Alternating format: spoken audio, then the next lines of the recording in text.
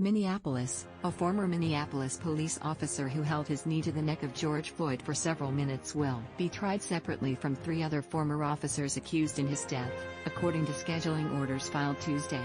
Derek Chauvin will stand trial alone in March due to the coronavirus pandemic, while the other 3 former officers will be tried together in the summer, according to the orders filed in Hennepin County District Court.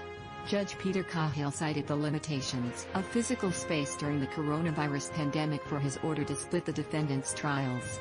It is impossible to comply with COVID-19 physical restrictions given how many lawyers and support personnel that 4 defendants say would be present, Cahill wrote. Last week, prosecutors asked Cahill to postpone the March 8 trial to June 7 to reduce public health risks associated with COVID-19. In his order Tuesday, the judge wrote that while the pandemic situation may be greatly improved by June, the court is not so optimistic given news reports detailing problems with the vaccine rollout.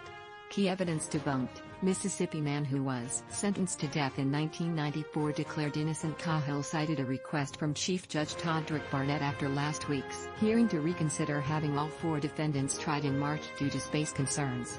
Barnett wrote that in his view that the courtroom could handle up to 3 defendants at once. Floyd, a black man, died May 25 after Chauvin, who was white, pressed his knee against Floyd's neck while he was handcuffed face down on the street. Police were investigating whether Floyd used a counterfeit bill at a nearby store. In a video widely seen on social media, Floyd could be heard pleading with officers for air, saying he couldn't breathe. Floyd's death sparked protests in Minneapolis and elsewhere and renewed calls for an end to police brutality and racial inequities. Chauvin is charged with second-degree murder and second-degree manslaughter in Floyd's death. Former officers Total J. Alexander Kung and Thomas Lane are each charged with aiding and abetting second-degree murder, as well as aiding and abetting second-degree manslaughter. Defense attorneys had argued last year that the officers should be tried separately, since each officer might seek to diminish their own role in Floyd's arrest and death by pointing fingers at the other officers. Prosecutors had argued against dividing the trial, saying the evidence against all 4 is similar, the officers acted together and the public and witnesses should be spared the trauma of multiple trials.